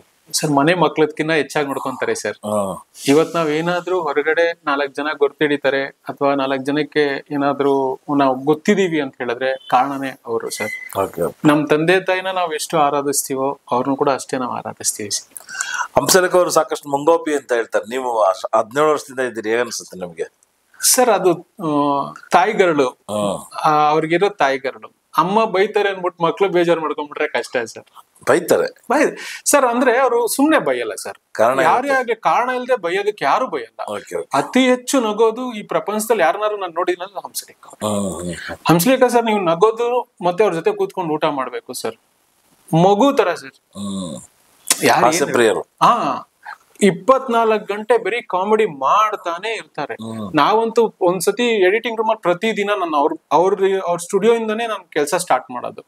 ಮನೆ ಮುಗೀತು ಸ್ಟುಡಿಯೋನೇ ಇರೋದಿಲ್ಲ, ನಾನು ಇಲ್ಲಿ ಆಫೀಸಿಗೆ ಬರೋದು ಕಡಿಮೆನೆ, ನಾನು ಜಾಸ್ತಿ ಸರ್ ಜೊತೆನೆ ಇರ್ತೀನಿ. ಸರ್ ಯಾವಾಗ್ಲೂ ನಗಿಸ್ತಾನೆ ಇರ್ತಾರೆ, ಬೆಳಿಗ್ಗೆ ಹೋದ್ರೆ ನಗಾಕ್ ಸ್ಟಾರ್ಟ್ ಮಾಡ್ರೆ ಸಂಜೆವರೆಗೂ ನಗ್ತಾನೆ ಇರ್ತೀವಿ. ನನ್ಗೆ ಇಲ್ಲಿ 17 ವರ್ಷದಲ್ಲಿ ಒಂದ್ ದಿವಸ ನನ್ಗೆ ಬೈಲೇ ಇಲ್ಲ ಸರ್ ಅವ್ರು, ಯಾಕಂದ್ರೆ ಆತರ ವ್ಯಕ್ತಿನೂ ಅಲ್ಲ ಅವರು. ನಿಮ್ಮ ಕೆಲಸ ಅವ್ರಿಗೆ ಇಷ್ಟ ಆಗಿತ್ತು? ಹಾ ಸರ್. ಏನೇನ್ ವರ್ಕ್ ಮಾಡ್ಕೊಟ್ಟಿದ್ರಿ ಅವ್ರಿಗೆ? ಸರ್ ಅವ್ರದ್ದು ಗ್ರಾಫಿಕ್ಸ್ ವರ್ಕ್, ಅವ್ರೆಲ್ಲಾ ಪ್ರಾಜೆಕ್ಟ್ಸ್ ಗಳಿಗೆ ಗ್ರಾಫಿಕ್ಸ್ ವರ್ಕ್ ಮಾಡ್ತೀನಿ, ಎಡಿಟಿಂಗ್ ವರ್ಕ್ ಮಾಡ್ತೀನಿ, ಕ್ಯಾಮ್ರಾ ವರ್ಕ್ ಮಾಡ್ಕೊಡ್ತೀನಿ. ಸರ್ದು ಏನೇನ್ ಕೆಲ್ಸಗಳಿದಾವೆ ಅದ್ರಲ್ಲಿ ನಾನು ಒಂದು ಚಿಕ್ಕ ಪಾಲಾಗಿ ನಾನು ಕೆಲಸ ಮಾಡ್ತೀನಿ ಸರ್. ನನ್ನ ಅವ್ರ ಜೊತೆ ಮಾಡಿದಂತ 2 ಅದ್ಭುತವಾದ ಪ್ರಾಜೆಕ್ಟ್ ಅಂದ್ರೆ ಒಂದು ತತ್ವರಸ ಅನುಭವ, ಇನ್ನೊಂದು ಇದು 100 years ಆಫ್ ಶತಮಾನೋತ್ಸವ, ಕನ್ನಡ ಸಾಹಿತ್ಯ ಪರಿಷತ್ನ ಶತಮಾನೋತ್ಸವ. ಅದು ಸರ್ ಅದು ತುಂಬಾ ದೊಡ್ಡ ವಿಷಯ. ಅದು ಎಷ್ಟೊಂದು 100-150 ಕ್ಯಾಸೆಟ್ಸ್ ಕೊಟ್ಟಿದ್ರು ಸರ್. ಒಂದು ಇದರಿಂದ ಸಮ್ಮೇಳನದಿಂದ ಅವತ್ತು 99ನೇ ಸಮ್ಮೇಳನದವರೆಗೂ ಕ್ಯಾಸೆಟ್ಸ್ ಕೊಟ್ಟಿದ್ರು ಸರ್. ಎಲ್ಲಾ ಟೆಲಿಸಿನಿ ಮಾಡಿದೆ, ಎಲ್ಲಾ ನೋಡ್ಬೇಕು, ನಿಮ್ಗೆ ಗೊತ್ತಿರುತ್ತೆ ಕ್ಯಾಸೆಟ್ಸ್ ನೋಡೋದು ಎಲ್ಲ ಎಷ್ಟು ರಿಸ್ಕ್ ತಗೊಂಡ್ ಮಾಡಿದ್ವಿ ಗೊತ್ತಾ ಸರ್. ಆಮೇಲೆ ಮಾಡಿ ಒಂದ್ ಎಪಿಸೋಡ್ ಎಲ್ಲ ಮಾಡಿ ಕೊಟ್ಟೆ ಸರ್ಗೆ. ಸಖತ್ ಖುಷಿ ಆಯ್ತು. ನನ್ಗೆ ಭಾರಿ ಇಷ್ಟ ಅಂದ್ರೆ ಸರ್ ಜೊತೆ ನೈಟ್ ಹೊತ್ತು ಕೂತ್ಕೊಂಡು ಅವ್ರ ಕಾನ್ಸೆಪ್ಟ್ ಥಾಟ್ಸ್ ಕೇಳೋದು ಮತ್ತೆ ಅವ್ರ ಕಥೆಗಳು ಕೇಳೋದಿದೆಯಲ್ಲ, ಬ್ಯೂಟಿಫುಲ್ ಎಕ್ಸ್ಪೀರಿಯನ್ಸ್ ಅದು. ಅವ್ರ ಜೊತೆ ನನ್ಗೆ ದೇವ್ರ ದಯೆ ನನ್ ಕೊನೆವರೆಗೂ ಅವ್ರ ಜೊತೆ ಸೇವೆ ಮಾಡೋದಕ್ಕೆ ಆಸೆ ಇದೆ ಸರ್. ನಿಮ್ಮ ಹಂಸಲೇಖ ಅವ್ರ ಸಂಬಂಧ ಹೀಗೆ ಇರ್ಲಿ ಅಂತ ನಾವು ಆಶಿಸ್ತೇವೆ. Thank you sir. ಓಕೆ, ಆಮೇಲೆ ಡಿಜಿಟಲ್ ಡಿಸೈನಿಂಗ್ ವಿಚಾರಕ್ಕೆ ಬಂದಾಗ ನೀವು ಹೊರಗಡೆ ಪ್ರೈವೇಟ್ ಆಗಿ ಡಿಜಿಟಲ್ ಮಾರ್ಕೆಟಿಂಗ್ ಸಹ ಮಾಡ್ತೀರಾ ನೀವು? ಮತ್ತೆ ಬೇರೆ ಏನೇನು ಡಿಸೈನ್ ಯಾವ ಕಂಪ್ನಿ ಸರ್? ನಾನು ಮೇನ್ ಪ್ರಾಡಕ್ಟ್ ಡಿಸೈನ್ಸ್ ಮಾಡ್ಕೊಡ್ತೀವಿ. ಆಮೇಲೆ ನಮ್ಮಲ್ಲಿ ಡಿಜಿಟಲ್ ಮಾರ್ಕೆಟಿಂಗ್ ಇದೆ, ಕಂಪ್ಲೀಟ್ ಸರ್ವಿಸಸ್ ನಾವು ಕೊಡ್ತೇವೆ. ಅದಾದ್ಮೇಲೆ ವಿಡಿಯೋ ಪ್ರೊಡಕ್ಷನ್ಸ್ ಮಾಡ್ತೀವಿ, ಅಡ್ವರ್ಟೈಸ್ಮೆಂಟ್ಸ್ ಗಳನ್ನ ನಾವು ಮಾಡ್ತೀವಿ. ಇಲ್ಲಿವರೆಗೂ ಮೋರ್ ದನ್ 100 ಕ್ಲೈಂಟ್ಸ್ ನಾವು ಸರ್ವಿಸಸ್ ನ ಕೊಟ್ಟಿದ್ದೀವಿ ಸರ್. ಎಲ್ಲವೂ ಸ್ಯಾಟಿಸ್ಫೈಡ್ ಆಗಿರುವಂತ ಕಸ್ಟಮರ್ಸ್. ಅದರಲ್ಲಿ ಗುರ್ತಿಸಿ ನೀವು ಮತ್ತೆ ತುಂಬಾ ಹಲವಾರು ಸಂಸ್ಥೆಗಳು ನಮಗೂ ಒಂದಷ್ಟು ಗುರ್ತಿಸಿ ಒಂದಷ್ಟು ಅವಾರ್ಡ್ಸ್ ಗಳನ್ನ ಕೂಡ ಮಾಡಿದ್ರು. ಅಂದ್ರೆ ನಮ್ಗೆ ಖುಷಿ ಏನಂದ್ರೆ ಯಾರಿಗೂ ಸಹ ಡಿಸಪಾಯಿಂಟ್ ಮಾಡದೆ ಅವ್ರ ಅಭಿರುಚಿಗೆ ಏನ್ ಬೇಕೋ ಅದನ್ನ ನಾವು ಡಿಜಿಟಲ್ ಪ್ಲಾಟ್ಫಾರ್ಮ್ ನಲ್ಲಿ ಇಲ್ಲಿವರೆಗೂ ಕೊಡ್ತಾ ಬಂದಿದೀವಿ ಸರ್. ಇನ್ ಮುಂದೆನೂ ಕೊಡ್ಬೇಕು ಅನ್ನೋದೇ ನಮ್ಮ ಆಸೆ ಸರ್. ಪೋಸ್ಟರ್ಸ್ ಎಲ್ಲ ಡಿಸೈನ್ ಮಾಡಿದ್ದಾರೆ ಕಂಪನಿಗಳಿಗೆ ನೀವು? ಪ್ರಾಡಕ್ಟ್ ತುಂಬಾ ಮಾಡಿದೀನಿ ಸರ್, 80 ಕಂಪನೀಸ್ಗೆ ನಾವು ಮಾಡಿದೀನಿ. ಈಗಲೂ ರೆಗ್ಯುಲರ್ ಮಾಡ್ತಾ ಇದ್ದೀವಿ? ಈಗಲೂ ರೆಗ್ಯುಲರ್ ಇದೆ ಸರ್.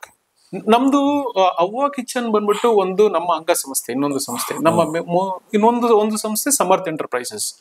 ಇವೆರಡೂ ನಮ್ಮ ಸಂಸ್ಥೆಗಳೇ ಆಗಿರೋದ್ರಿಂದ ಎರಡಕ್ಕೂ ನಾವು ಮೋಸ ಮಾಡೋದಿಲ್ಲ ಸರ್. ಎರಡೂ ಸಲೀಸಾಗಿ ನಡ್ಕೊಂಡು ಹೋಗ್ಬೇಕು ಅಂತ ಈ ಕಡೆ ನಾವು ಡಿಜಿಟಲ್ ಮಾರ್ಕೆಟಿಂಗ್ ಅಡ್ವರ್ಟೈಸ್ಮೆಂಟ್ ಒಂದ್ ಸೆಕ್ಟರ್ ಅಲ್ಲಿ ಹೋಗಿದ್ರೆ ಹೋಟೆಲ್ ಇಂಡಸ್ಟ್ರಿ ಒಂದ್ ಕಡೆ ಹೋಗ್ತಾ ಇದೆ. Okay, very good. ನಿಮ್ಮ ಡಿಜಿಟಲ್ ಮಾರ್ಕೆಟಿಂಗ್ ಹೋಟೆಲ್ ಎರಡೂ ಚೆನ್ನಾಗಿ ನಡೀಲಿ ಅಂತ ನಾವು ಆಶಿಸ್ತೇವೆ. ತುಂಬಾ ಥ್ಯಾಂಕ್ಸ್ ಸರ್. ಆಮೇಲೆ ನಿಮ್ಮ ಡಿಜಿಟಲ್ ಮಾರ್ಕೆಟಿಂಗ್ ಅಂತ ಹೇಳಿದ್ರಲ್ಲ, ನೀವು ಇವತ್ತು ಸಾಮಾನ್ಯವಾಗಿ ನಾರ್ಮಲ್ ಅಡ್ವರ್ಟೈಸ್ಮೆಂಟ್ ಇದೆ, ಡಿಜಿಟಲ್ ಅಡ್ವರ್ಟೈಸ್ಮೆಂಟ್ ಬಹಳ ಚೆನ್ನಾಗಿ ರೀಚ್ ಆಗ್ತಾ ಇದೆ ಜನಗಳಿಗೆ. ಹೌದು ಸರ್.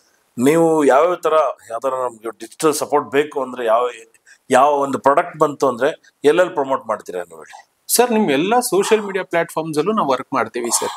ಅಂದ್ರೆ ಇವಾಗ ಎಲ್ಲರೂ ಹೇಳ್ತಾರೆ ಬರೀ ಒಂದು 4-5 ಅಕೌಂಟ್ಗಳು, ಮುಖ್ಯ ಅಕೌಂಟ್ಗಳ ಹೆಸರು ಹೇಳಿ ಬಿಟ್ಬಿಡ್ತಾರೆ. ಆದ್ರೆ ಅದಕ್ಕೂ ಮೀರಿದ ಬೇರೆ ಇದೆ. ಜೊತೆಗೆ ಇಲ್ಲಿ ಮೇನ್ ವರ್ಕ್ ಆಗದೆ ಕಂಟೆಂಟ್ ರೈಟಿಂಗ್ ಸರ್.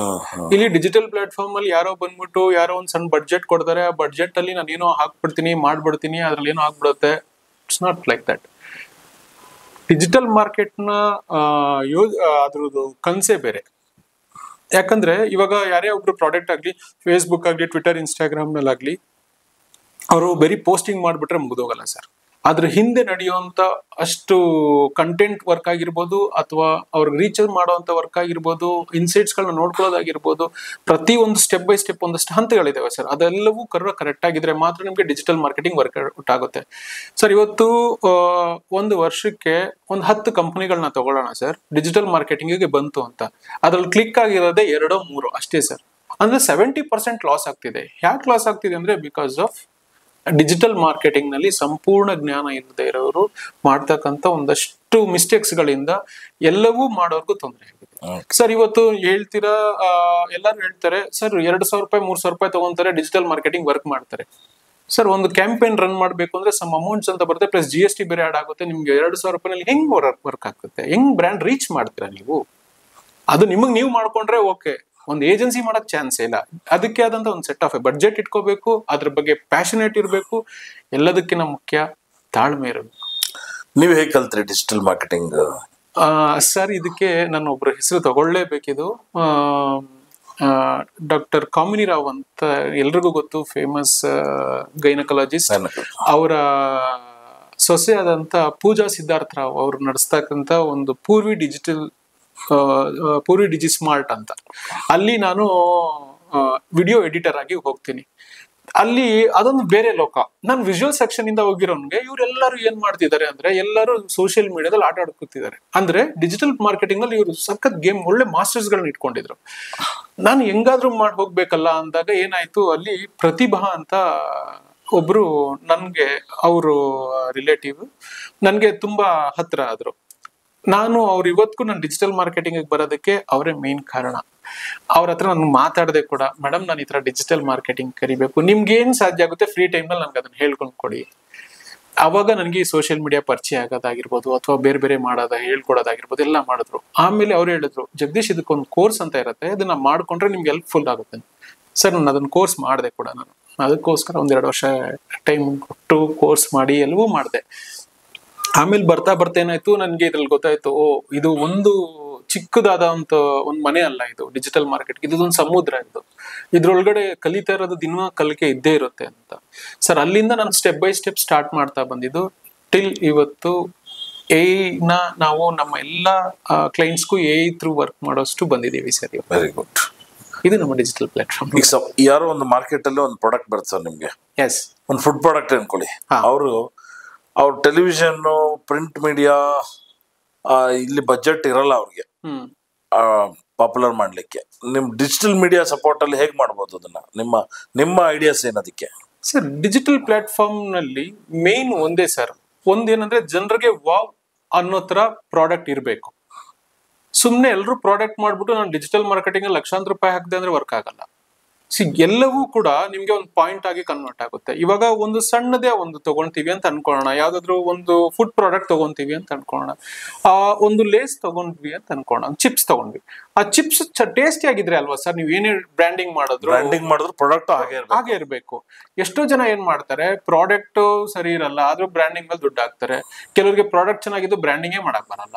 ಹಿಂಗಿದ್ದಾಗ ಅವ್ರಿಗೆ ಲಾಸ್ ಆಗುತ್ತೆ ಅದು. ಹಾಗಾಗಿ ಮೊದಲು ನಾವು ಪ್ರೊಡಕ್ಷನ್ ಬಗ್ಗೆ ಕಾನ್ಸಂಟ್ರೇಟ್ ಮಾಡಬೇಕು. ಪ್ರೊಡಕ್ಷನ್ ಇದು ಕ್ವಾಲಿಟಿ ಮತ್ತೆ ಕ್ವಾಂಟಿಟಿ ಚೆನ್ನಾಗಿತ್ತು ಅಂದ್ರೆ ಅದಕ್ಕೆ ಸೂಕ್ತವಾದಂತ ಜನನ ನಾವು ಟಾರ್ಗೆಟ್ ಮಾಡಬೇಕು. ಆ ಟಾರ್ಗೆಟ್ ಬೇಸ್ ನಾವು ಜನಕ್ಕೆ ರೀಚ್ ಮಾಡಬಹುದು. ಡಿಜಿಟಲ್ ಪ್ಲಾಟ್ಫಾರ್ಮ್ ನಲ್ಲಿ ಏನ್ ಗೊತ್ತಾ ಸರ್, ಮೇನ್ ಡೇಟಾಸ್ ರೀಚ್ ಮಾಡಬೇಕು. ಹಾಗಾಗಿ ನಾವು ಕ್ವಾಲಿಟಿ ಮತ್ತೆ quantity with digital content main ನಮ್ಮ ಮೈಂಡ್ ಅಲ್ಲಿ ಇಟ್ಕೊಂಡು ವರ್ಕೌಟ್ ಮಾಡಿದ್ರೆ digital platform is wonderful platform. ನಿಮ್ಮ ಟೀಮ್ ಅಲ್ಲಿ ಯಾರ್ಯಾರು ಕೆಲಸ ಮಾಡ್ತಾರೆ? ಎಷ್ಟು ಜನ ಇದ್ದಾರೆ? ಅದೇ ಡಿಜಿಟಲ್ ಮೀಡಿಯಾ ಮತ್ತೆ ಡಿಸೈನಿಂಗ್ ಟೀಮ್ ಎಷ್ಟು ಜನ ಇದ್ದಾರೆ ಸರ್? ನಾವು ಡಿಜಿಟಲ್ ಮಾರ್ಕೆಟಿಂಗ್ ನಲ್ಲಿ 6 ಜನ ಇದ್ದೀವಿ ಸರ್. 6 ಮೆಂಬರ್ಸ್ ಆಫ್ ಕ್ರೀವ್ ನಮ್ದು. ಇದ್ರಲ್ಲಿ ಒಬ್ರು ಡಿಸೈನರ್ ಇದ್ದಾರೆ, ಡೆವಲಪರ್ ಇದ್ದಾರೆ, ಜೊತೆಗೆ ಕಂಟೆಂಟ್ ರೈಟರ್ ಇದ್ದಾರೆ, ಎಡಿಟರ್ ಇದ್ದಾರೆ, ಜೊತೆಗೆ ಇವ್ರಿಗೆಲ್ಲರ ಹೆಡ್ ಆಗಿ ನಾನಿದ್ದೀನಿ ಸರ್. ಓಕೆ, ಅವ್ರಿಗೆಲ್ಲ ನಿಮ್ಮ ಹೆಲ್ಪ್, ನಿಮ್ಮ ಒಂದು ಗೈಡೆನ್ಸ್ ಅಲ್ಲಿ ಕೆಲಸ ಮಾಡಿಸ್ತೀರಿ ನೀವು? ಖಂಡಿತ ಸರ್. ಇವಾಗ ನಾವೆಲ್ಲಂದ್ರೆ ಪ್ರತಿ ಸತಿನೂ ನಾವು ಎಲ್ಲರೂ ಕೂತ್ಕೊಂತೀವಿ. ಯಾವುದೇ ಒಂದು ಹೊಸ ಕಂಪನಿ ಪ್ರಾಡಕ್ಟ್ ಬರ್ಲಿ ಅಥವಾ ಯಾವುದೇ ಒಂದು ಕಂಪನೀಸ್ ನಮ್ಮ ಹತ್ರ ಬರ್ಲಿ, ನಾವೆಲ್ಲ ಟೀಮ್ ಡಿಸ್ಕಷನ್ ಮಾಡದೆ ಸಿಂಗಲ್ ಮ್ಯಾನ್, ನಾನು ಈ ಕಂಪನಿ ಓನರ್ ಆಗಿರ್ಬೋದು ಸರ್, ಆದ್ರೆ ನಾನು ನನ್ನ ಜೊತೆ ಕೆಲಸ ಮಾಡುವಂತ ನನ್ನ ಸಹೋದ್ಯೋಗಿಗಳ ಒಂದು ಮಾರ್ಗದರ್ಶನ ಆಗ್ಲಿ, ಅವರು ನಮ್ಗೆ ಸಜೆಸ್ಟ್ ಮಾಡ್ತಾರೆ, ನಾವು ಅವ್ರಿಗೆ ಸಜೆಸ್ಟ್ ಮಾಡ್ತೀವಿ. ಅವರ ಇನ್ಪುಟ್ಸ್ ಗಳನ್ನ ನಾವು ತಗೊಳ್ಳದೆ ನಾವು ಯಾವುದೇ ಆರ್ಡರ್ಸ್ ನಾವು ತಗೊಳಲ್ಲ ಸರ್. ಎಷ್ಟೋ ಕಂಪ್ನೀಸ್ಗಳು ನಾವು ಬಿಗಿನಿಂಗ್ ನಲ್ಲಿ ತಪ್ಪು ಮಾಡಿದುಂಟು. 1-2-3 ಕಂಪ್ನೀಸ್ಗಳನ್ನ ತಗೊಂಡ್ವಿ, ನಮ್ಗೆ ಅವ್ರದ್ದು R&D ಮಾಡೋದು ಅವ್ರದ್ದು ಗೊತ್ತಾಗದೆ ಹೋಯ್ತು. ಬ್ಯಾಕ್ ಅಂಡ್ ರಿಪೋರ್ಟ್ಸ್ ಬೇರೆ ಬೇರೆ ತರ ಇತ್ತು. ಆಮೇಲೆ ನಾವು ತಗೊಂಡ್ಮೇಲೆ ನಾವೇ ಆಮೇಲೆ 1 ತಿಂಗಳು ನಡೆಸಿ ಆಮೇಲೆ ಬಿಟ್ಟಿದ್ದು ಉಂಟು ನಮ್ಮಲ್ಲಿ. ಹಂಗಾಗಿ ಇವಾಗ ಏನಾಗಿದೆ, ನಮ್ಮ ಟೀಮ್ ಎಲ್ಲ ಕೂತ್ಕೊಂಡು ಡಿಸ್ಕಸ್ ಮಾಡಿ ಈ ಪ್ರಾಜೆಕ್ಟ್ ನ ಪಿಚ್ ಮಾಡಿ ಇದನ್ನ ಕಂಟಿನ್ಯೂ ಮಾಡೋದು, ಇದು ಚೆನ್ನಾಗಿದೆ ಅಂದಾಗ ಮಾತ್ರ ನಾವು ಅದನ್ನ ತಗೊಂಡು ಮೂವ್ ಮಾಡ್ತೀವಿ ಸರ್ ಅದನ್ನ. Okay okay. ಈ ನಿಮ್ಮ ಡಿಜಿಟಲ್ ಮೀಡಿಯಾ ಏನ್ ಮಾಡ್ತಾ ಇದ್ರಿ ಈಗ, ಅದರ ಪ್ಲಾನ್ ಏನು ಮುಂದೆ, ಹೇಗ್ ಮಾಡ್ಬೇಕು ಅಂತ ಇದೆ ಸರ್? ಅದೇ ಇವ್ ನಂದು ಮೇನ್ ಥಾಟ್ ಪ್ರೊಸೆಸ್ ಹೇಗಿದೆ ಅಂತ ಹೇಳಿದ್ರೆ, ಡಿಜಿಟಲ್ ಪ್ಲಾಟ್ಫಾರ್ಮ್ ನಲ್ಲಿ ಇವಾಗ ಏನೇನು ಹೊಸ ತಂತ್ರಜ್ಞಾನಗಳು ಬಂದಿದೆ ಅದ್ರನ್ನೆಲ್ಲವೂ ನಮ್ಮ ಕ್ಲೈಂಟ್ಸ್ ಗಳಿಗೆ ಅಳವಡಿಸ್ಬೇಕು ಸರ್. ಇವಾಗ ಎಷ್ಟೋ ಜನಕ್ಕೆ ನೋಡಿ AI ಟೆಕ್ನಾಲಜಿ ಬಗ್ಗೆ ಅಷ್ಟೊಂದು ಗೊತ್ತಿಲ್ಲ. ನಾನು ಇವಾಗ ChatGPT ಬಗ್ಗೆನೂ ತುಂಬಾ ಜನಕ್ಕೆ ಗೊತ್ತಿಲ್ಲ. ಆಮೇಲೆ ಇವಾಗ DeepSeek ಅಂತ ಬಂದಿದೆ, ಅದ್ರ ಪರಿಣಾಮ ನೀವೇ ನೋಡಿದ್ರೆ 2 ದಿವಸದಲ್ಲಿ ಏನೇನೆಲ್ಲ ಆಯ್ತು ಅಂತ. ಇದ್ರ ಬಗ್ಗೆ ಎಲ್ಲ ಮಾಹಿತಿ ಇಲ್ಲ ಎಷ್ಟೋ ಜನ ಕ್ಲೈಂಟ್ಸ್ ಗಳಿಗೆ. ಅವ್ರಗಳಿಗೆ ನಾವು ಮಾಹಿತಿ ಕೊಟ್ಟು ಅವ್ರ ಬಗ್ಗೆ ಇವಾಗ ಯಾರಾದ್ರೂ ನಮ್ಗೊಂದು ಆರ್ಡರ್ ಕೊಟ್ರೆ ಅವ್ರಿಗೆ ಅಂತಾನೆ ಒಂದಿನ ಟೈಮ್ ಸ್ಪೆಂಡ್ ಮಾಡಿ ಅವ್ರಿಗೆ ಎಂಟೈರ್ ಸಬ್ಜೆಕ್ಟ್ ಈ ನೆಟ್ವರ್ಕ್ ಹೆಂಗ್ ವರ್ಕ್ ಆಗುತ್ತೆ, ಡಿಜಿಟಲ್ ಪ್ಲಾಟ್ಫಾರ್ಮ್ ಹೆಂಗ್ ವರ್ಕ್ ಆಗುತ್ತೆ ಅನ್ನೋದನ್ನ ಫಸ್ಟ್ ಎಲ್ಲ ಅವ್ರಿಗೆ ಕಂಪ್ಲೀಟ್ ಆಗಿ ಅರ್ಥೈಸಿ ಆಮೇಲೆ ಅವ್ರ ಕಡೆಯಿಂದ ಪ್ರಾಜೆಕ್ಟ್ ತಗೊಂಡು ವರ್ಕ್ ಮಾಡಿ, ಫಸ್ಟ್ ನಾವ್ ಏನ್ ವರ್ಕ್ ಮಾಡ್ತೀವೋ ಅದಕ್ಕೂ ಮುಂಚೆ ಅವ್ರನ್ನ ಎಜುಕೇಟ್ ಮಾಡ್ಬೇಕು ಅನ್ನೋದೇ ನಮ್ಮ ಕಂಪ್ನಿಯ ಮೇನ್ ಉದ್ದೇಶ ಆಗಿದೆ ಸರ್. ಎಲ್ಲರೂ ಯಾಕಂದ್ರೆ ಎಷ್ಟು ಜನ ಸುಮ್ಮನೆ ದುಡ್ಡು ಕೊಡ್ತಾರೆ ಅವರು, ನಾವು ಮಾಡ್ಬಿಡ್ತೀನಿ ಅನ್ನೋದು ಸೆಕೆಂಡ್ರಿ. ಎಲ್ರು ಮಾಡ್ತಾರ ಕೆಲಸವ. ಆದ್ರೆ ನಾನಿವಾಗ ಅವ್ರು ನನ್ಗೆ ಆರ್ಡರ್, ಜಗದೀಶ್ ಇವಾಗ ನನ್ನ ಹತ್ರ ದುಡ್ಡಿಲ್ಲ, ನಾನೇನೋ ಬ್ಯಾಲೆನ್ಸ್ ಮಾಡ್ಕೊಂಡು ಹೋಗ್ತೀನಿ, ದುಡ್ಡು ಬಂದ ನಿಮ್ಮ ಹತ್ರ ಮಾಡಿಸ್ತೀನಿ ಅನ್ನೋದು ತುಂಬಾ ಜನ ಹೇಳ್ತಾರೆ. ಬಟ್ ಆ 1 ಮಂತ್ ಗ್ಯಾಪ್ ಇರುತ್ತಲ್ಲ ಸರ್, ನಾವು ಏನ್ ಮಾಡ್ತಿದೀವಿ ಅನ್ನೋದನ್ನ ಅವ್ರಿಗೆ ಕ್ಲೈಂಟ್ಸ್ಗೂ ಅರ್ಥ ಮಾಡ್ಸೋಣ. ಬರೀ ದುಡ್ಡು ಒಂದೇ ಮುಖ್ಯ ಅಲ್ಲ. ನೀವು ಎಜುಕೇಟ್ ಮಾಡಿದಾಗ್ಲೂ ಅವ್ರೇನಾಗ್ತಾರೆ, ಓಕೆ ಅವ್ರ ಕೈ ಅವ್ರಂತೂ ಡೆಫಿನೆಟ್ಲಿ ಕೆಲಸ ಮಾಡಕ್ಕಾಗಲ್ಲ, ನಮ್ ಕೈಗೆ ಕೊಟ್ಟು ಮಾಡಿಸ್ಬೇಕು. ಆದ್ರೆ ಆ ಏನಿದೆ ಅಸೆಟ್, ಆ 1 ತಿಂಗಳು ಅವ್ರು ಹ್ಯಾಂಡಲ್ ಮಾಡೋಷ್ಟಾದ್ರೂ ಎಜುಕೇಟ್ ಮಾಡಿ. ಅವಾಗ ಅವ್ರಿಗೆ ಇನ್ನೂ ಒಳ್ಳೆ ಥಾಟ್ಸ್ ಬಂದಾಗ ನಿಮ್ಮ ಹತ್ರನೇ ಕುತ್ಕೊಂಡು ಶೇರ್ ಮಾಡ್ತಾರೆ. ಬಿಸ್ನೆಸ್ ಪರ್ಪಸ್ ಎಲ್ಲೂ ಬಿಸ್ನೆಸ್ ಹೋಗ್ಬಿಡುತ್ತೆ ಅಂತ ನಾವೇನ್ ಮಾಡ್ತಿದೀವಿ, ಅವ್ರಿಗೇನು ಎಜುಕೇಟ್ ಮಾಡ್ದೇನೆ ಸುಮ್ನೆ ಡಿಜಿಟಲ್ ಮಾರ್ಕೆಟಿಂಗ್ ವರ್ಕ್ ಮಾಡ್ತೀವಿ. ಕೊನೆಗೆ ಏನಾಗುತ್ತೆ, 2,000-3,000 ರೂಪಾಯಿ ಬಂದು ನಮ್ಗೆ ಹೆಸರಾಳ್ ಮಾಡೋಗ್ತಾರೆ. ಹಂಗಾಗಿ ಫಸ್ಟ್ ಎಜುಕೇಟ್ ಮಾಡೋಣ, ಜೊತೆಗೆ ಅವ್ರ ಜೊತೆ ಸೇರೇ ಕೆಲಸ ಮಾಡೋಣ ಅನ್ನೋದು ನಮ್ಮ ಕಾನ್ಸೆಪ್ಟ್ ಸರ್. ನೀವು ಊರಿಂದ ಕೆಲಸ ಹರಿಸ್ಕೊಂಡು ಬೆಂಗಳೂರಿಗೆ ಬರ್ತೀರಿ, ಇಷ್ಟು ವರ್ಷ ಸುದೀರ್ಘ ಪಯಣ, ನಿಮ್ಗೆ ಒಟ್ಟಿಗೆ ಹಿಂದೆ ತಿರುಗಿ ನೋಡಿದ್ರೆ ಏನಿಸುತ್ತೆ? ಸಾಕಪ್ಪ, ಅಲ್ಪ ಸಮಾಧಾನ ಆಗುತ್ತಾ? ಇನ್ನೂ ನಾನು ಸಾಧನೆ ಮಾಡ್ಬೇಕು ಅಂತ ಇದೆಯಾ? ಅಲ್ಲ, ಸಾಧನೆ ಏನಾದ್ರು ಮಾಡಿದ್ರೆ ನಾವು ಏನೋ ತೃಪ್ತಿ ಪಡ್ಬೋದು ಸರ್. ಈಗ ಸಾಧನೆ ಮೆಟ್ಲತ್ರ ಹೋಗಿದೀವಿ ಅನ್ನೋದು ನಮ್ಮ ಕನಸು. ಹಿಂದೆ ತಿರುಗಿ ನೋಡಿದಾಗ ನನ್ಗೆ ಏನ್ ಕಾಣುತ್ತೆ ಅಂದ್ರೆ, ನಮ್ಮ ಅಪ್ಪ ಅಮ್ಮನ ನಗು ಕಾಣುತ್ತೆ, ನನ್ ಗುರು ನಗು ಕಾಣುತ್ತೆ. ಅವ್ರು ಏನ್ ಹೇಳ್ತಾ ಇದಾರೆ ನನ್ ಇನ್ನರ್ ಫೀಲಿಂಗ್ಸ್ ಅಲ್ಲಿ ಅಂದ್ರೆ, ಇದೊಂದೇ ಅಲ್ಲ ನಿಂದು, ಇನ್ನು ತುಂಬಾ ಇದೆ ನಿನ್ಗೆ ಅಂತ ಹೇಳ್ತಾರೆ. ಅಂದ್ರೆ ಇವಾಗ ನಮ್ಗೆ ಒಂದು ದೊಡ್ಡ ಕನ್ಸಿದೆ, ಏನಂದ್ರೆ ಜನಗಳ ಹತ್ರ ಹೋಗಿ ಬೆರಿಬೇಕು ಅನ್ನೋ ಒಂದು ದೊಡ್ಡ ಕನ್ಸಿದೆಯಲ್ಲ. ಹಂಗಾಗಿ ನಾವು ಹಿಂದೆ ತಿರುಗಿದಾಗ ಬರೀ ನನ್ನ ಫ್ಯಾಮಿಲಿ ಅಷ್ಟು ಮಾತ್ರ ನೆನ್ಪು ಬರುತ್ತೆ, ಅವ್ರ ನಗು ನೆನ್ಪು ಬರುತ್ತೆ ಸರ್. ನಿಮ್ಮ ಇದು ಕಾನ್ಸೆಪ್ಟ್ ಚೆನ್ನಾಗಿದೆ. ಡಯಾಬಿಟಿಕ್ ಪೇಷಂಟ್ಗಳಿಗೆ ಊಟ ಕೊಡುವಂತ ವ್ಯವಸ್ಥೆ, ಅದನ್ನ ಬಹಳ ಸೀರಿಯಸ್ ಆಗಿ ತಗೊಂಡ್ ಮಾಡಿ, ಖಂಡಿತವಾಗ್ಲೂ ಯಶಸ್ವಿ ಆಗತ್ತದು ಸರ್. ಇದ್ರ ಹಿಂದೆ ನಾನು ಒಂದ್ ಸಣ್ಣ ವಿಷಯ ಹೇಳೋದಿದೆ. ನಾನೊಂದ್ ದಿವಸ ಹೀಗೆ ಹೋಗ್ತೀನಿ, ಮನೆಗೆ ಹೋಗ್ತೀನಿ, ಯಾಕೋ ತುಂಬಾ ಸುಸ್ತಾಗುತ್ತೆ, ಹಾಗೆ ಹೀಗೆ ಅಂತ ನಾನು ಹೇಳ್ತಾ ಇರ್ತೀನಿ. ನನ್ನ ಹೆಂಡತಿ ಬರ್ತಾರೆ. ಅವರು ನನ್ನ ಹೆಂಡತಿ ಬಂದಿದ ತಕ್ಷಣ ಕೂತ್ಕೊಂಡು, ಯಾಕೆ ಇಷ್ಟೊಂದು ಬೇರ್ತಾ ಇದ್ದೀರಾ, ಮೋಸ್ಟ್ಲಿ ಸ್ಟ್ರೆಸ್ ಇರ್ಬೇಕು ಬಿಡು. ಅಲ್ಲ, ಕರೆಕ್ಟ್ ಆಗಿ ಇಂಟೆಕ್ ಸರಿಗೆ ಹೋಗ್ತಾ ಇಲ್ಲ ನಿಮ್ಗೆ, ದಯವಿಟ್ಟು ನೀವು ಇಂಟೆಕ್ಸ್ ಚೆನ್ನಾಗಿ ತಗೊಳ್ಳಿ, ಊಟ ಮಾಡಿ ಟೈಮ್ ಟು ಟೈಮ್, ಸ್ಟ್ರೆಸ್ ಬಿಡಿ, ನಿದ್ದೆ ಇರುತ್ತೆ, ಫ್ರೀ ಮಾಡ್ಕೊಳ್ಳಿ, ಆನ್ ಟೈಮ್ ಟು ಟೈಮ್ ನೀವು ಊಟ ಮಾಡ್ಬೇಕು, ಅದಕ್ಕೆ ಬೇಕಾಗಿರೋ ವ್ಯವಸ್ಥೆಗಳನ್ನ ಮಾಡ್ಕೊಳ್ಳಿ, ಹಾಗೆ ಹೀಗೆ ಒಂದಷ್ಟು ಇನ್ಪುಟ್ಸ್ ಕೊಟ್ರು. ಸರಿ, ಅದಾದ್ಮೇಲೆ ನಾನು ಆಫೀಸಿಗೆ ಬರ್ತೇನೆ. ಆಫೀಸಿಗೆ ಬಂದಾಗ್ಲೂ ಅವತ್ತಿನ ದಿವಸನೇ ನಮ್ದು ತುಷಾರ್ ಫುಡ್ ಫ್ಯಾಕ್ಟರಿ ಮೀಟಿಂಗ್ ಇತ್ತು. 2 ಸಿಂಕ್ ಆಯ್ತು ನನಗೆ. 2 ಸಿಂಕ್ ಆಗಿನೇ ನಾವು ಈ ಫುಡ್ ಇಂಡಸ್ಟ್ರಿಗೆ ಬರಕ್ಕೆ ಕಾರಣ ಇತ್ತು ಸರ್ ನಮ್ಗೆ. Very good. ನಿಮ್ಮ ಎಲ್ಲ ಪ್ರಾಜೆಕ್ಟ್ಗಳು, ಎಲ್ಲ ಪ್ರಾಜೆಕ್ಟ್ಗಳು, ನಿಮ್ಮ ಕನಸುಗಳು ಎಲ್ಲ ನೆರವೇರಲಿ ಅಂತ ನಾವು ಆಶಿಸ್ತೇವೆ. ತುಷಾರ್ ಫುಡ್ಸ್ ಇರ್ಬೋದು, ಅವ್ವ ಕಿಚನ್ ಇರ್ಬೋದು, ಸಮರ್ಥ ಎಂಟರ್ಪ್ರೈಸ್ ಎಲ್ಲವೂ ಯಶಸ್ವಿಯಾಗಿ ನಡೀಲಿ ಅಂತ ನಾವು ಆಲ್ ದ ಬೆಸ್ಟ್ ಹೇಳ್ತಾ ಇದ್ದೀವಿ. ತುಂಬಾ ಥ್ಯಾಂಕ್ಸ್ ಸರ್, ತುಂಬಾ ಥ್ಯಾಂಕ್ಸ್.